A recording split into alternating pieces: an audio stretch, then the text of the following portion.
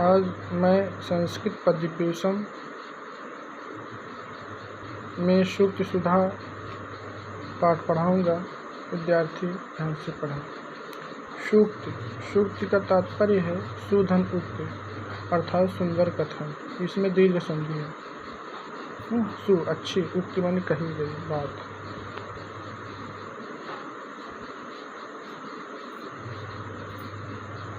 जिस प्रकार सुंदर बात बोलने वाले एवं सुनने वाले दोनों की भलाई होती है, उसी प्रकार काव्य में लिखी हुई सूक्तियाँ भी आनंद और अच्छे संस्कार उत्पन्न करती हैं। देखिए, प्रथम श्लोक का संदर्भ से हिंदी व्याख्या। ये अभ्यास प्रश्न है, ठीक है ना। इसको करना है आपको। अभ्यास प्रश्न के अनुसार ही आपको ये पढ़ना है और करना है। निम्नलिखित श्लोकों के संदर्भ से हिंदी में व्याख्या। निम्नलिखित सूक्तियों के संदर्भ से हिंदी में व्याख्या। निम्नलिखित श्लोकों का संस्कृत में अर्थ लिखिए, ठीक है। आंतरिक मूल्यांकन ये। चलिए, ठीक है। भाषासु मुख्या मधुरा दिव्या गीर्वाण भारती तस्माद्धि काव्यम मधुरम तस्मादपि सुभाषितम्।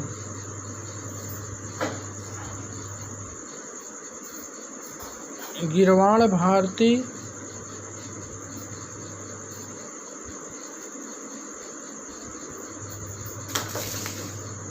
भाषासु मुख्या मधुरा दिव्या अस्ति तस्मात् ही मधुरम काव्यम तस्मात् अपि सुभाषितम्। इनमें हो गया। अब संदर्भ। प्रस्तुत संस्कृत श्लोक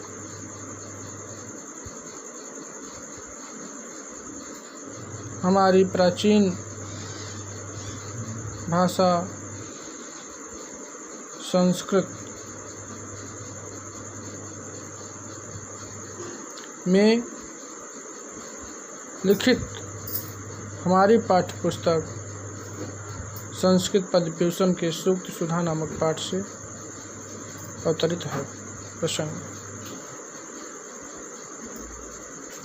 इसमें इस श्लोक में संस्कृत भाषा की विशेषता के बारे में बताया गया है। हिंदी व्याख्या। संस्कृत भाषा संसार की सभी भाषाओं में मुख्य, मधुर और अलौकिक है।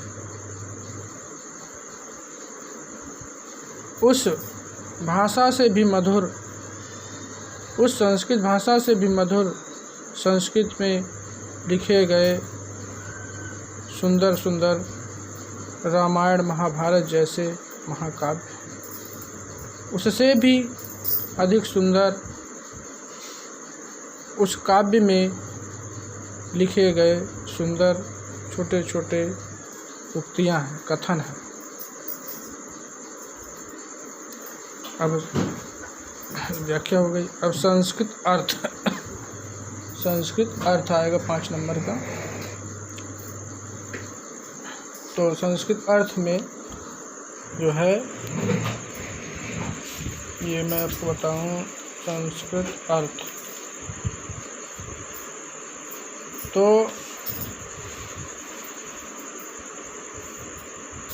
संस्कृत भाषा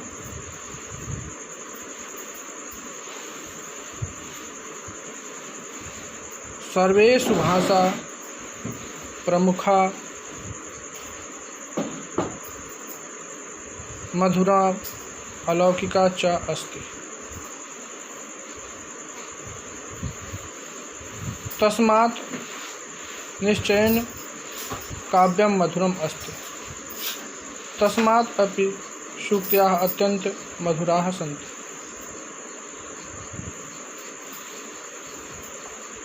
इति संस्कृतार्थ हो गया। दूसरा श्लोक संदर्भ सहित हिंदी व्याख्या एवं संस्कृत अर्थ। पृथिव्यां त्रीणि रत्नानि जलमन्नं सुभाषितं मूढ़ैः पाषाणखण्डेषु रत्नसंज्ञा विधीयते।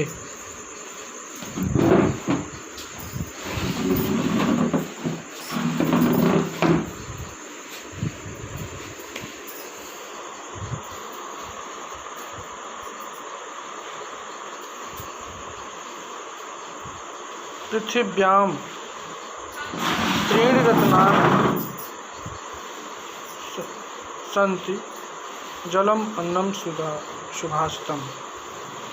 पृथिव्यां सप्तमी विभक्ति एक वचन पृथ्वी।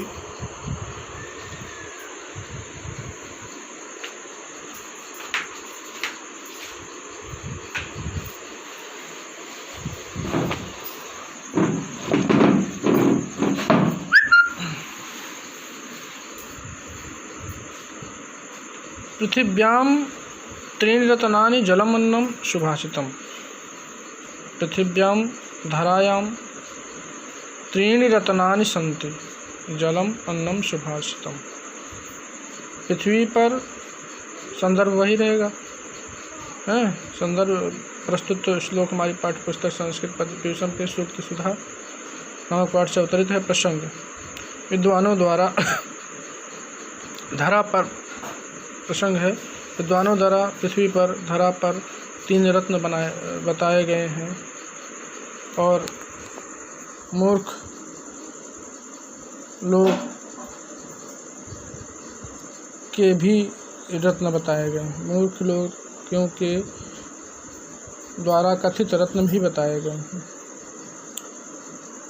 हिंदी व्याख्या। पृथ्वी पर तीन रत्नानि, पृथ्वी पर तीन रत्न बताए गए हैं, जल, अन्न और सुंदर कथन।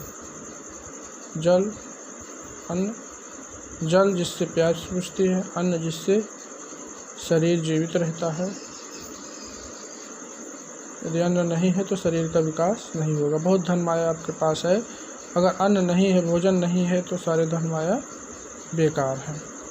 सुभाषितम, सुंदर कथन, सुंदर वाक्य। अगर बहुत आप खा लिए पी लिए, उसके बाद आपके अंदर सुंदर मधुर वचन नहीं है, सुंदर कथन नहीं है, तो घर में कलह ही कलह होता रहता है, जैसे आज कल देखने को मिलता है।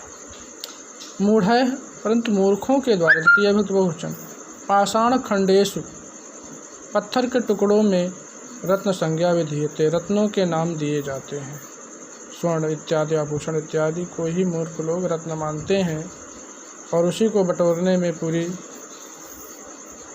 पूरा जीवन व्यतीत कर देते हैं। ठीक है। अब संस्कृत व्याख्या।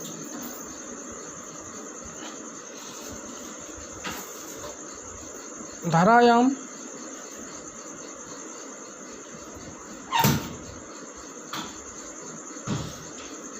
त्रीणि रत्नानि सन्ति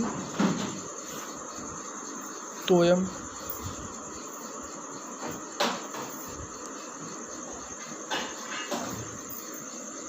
स्वच्छ भोजनम सुंदर वचनम। मूढ़ है स्वर्णखंडेषु,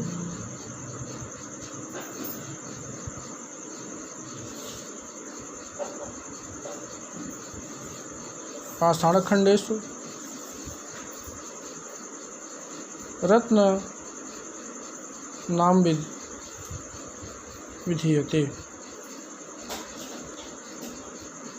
श्लोक नंबर 3। काव्यशास्त्र विनोदेन कालो गच्छति धीमतां, व्यसनेन च मूर्खाणां निद्रया कलहेन वा। धीमताम यानी बुद्धिमानों का समय। संदर्भ वही रहेगा प्रसंग में बुद्धिमान और मूर्ख लोगों का समय किस प्रकार व्यतीत होता है इस श्लोक में बताया गया है। हिंदी व्याख्या। धीमताम कालः, बुद्धिमानों का समय। काव्यशास्त्र विनोदेन गच्छति, काव्य शास्त्र की चर्चा में व्यतीत होता है। और मूर्खाणाम कालः मूर्खों का समय, निद्रया नींद से, वा अथवा कलह लड़ाई झगड़ा से, च व्यसने अथवा जुआ इत्यादि से व्यतीत होता है। बुद्धिमताम पुरुषाः समयः, संस्कृत अर्थ बुद्धिमताम पुरुषाः समयः काव्यशास्त्र आमोद प्रमोदेन गच्छति, मूर्खाणां समयः निद्रया स्वकलहेन वा दुर्व्यसनेन च व्यतीयते। श्लोक नंबर 4।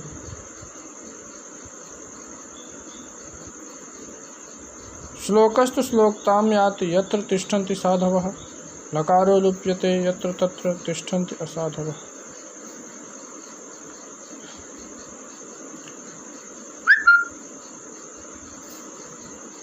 प्रस्तुत श्लोक हमारी पाठ्यपुस्तक संस्कृत पद्यभूषण के श्रुति सुधा नामक पाठ से उत्तरित है। यह संदर्भ हो गया। प्रसंग, इसमें सज्जन लोग जहाँ रहते हैं और दुर्जन लोग जहाँ रहते हैं वहाँ का वातावरण किस प्रकार हो जाता है, इसके विषय में बताया गया है। हिंदी व्याख्या। यत्र यहाँ, जहाँ, साधवः तिष्ठन्ति, जहाँ सज्जन लोग निवास करते हैं, रहते हैं, वहाँ श्लोकः श्लोकताम याति, वहाँ श्लोक यश को प्राप्त कर लेता है। अर्थात श्लोक की कही गई बातें वहाँ चरितार्थ होती हैं। और जहाँ तिष्ठन्ति असाधवः, यहाँ इण संधि हो गई है, इको यह हो गया। जहाँ असाधवः तिष्ठन्ति, जहाँ दुर्जन लोग रहते हैं, तत्र वहाँ लकारो लुप्यते, वहाँ लकार का लोप हो जाता है। अर्थात जब ल निकल गया तो शोक ही बचता है। अर्थात जहाँ दुर्जन लोग निवास करते हैं, दुष्ट लोग निवास करते हैं, जो दूसरों की बुराई करते हैं, जो जिनके अंदर दया नहीं रहती, जो हमेशा बुराई का कार्य करते हैं, वे लोग जहाँ रहते हैं वहाँ पे शोक ही रहता है। संस्कृतार्थ। यत्र सज्जनाः निवसन्ति तत्र श्लोकः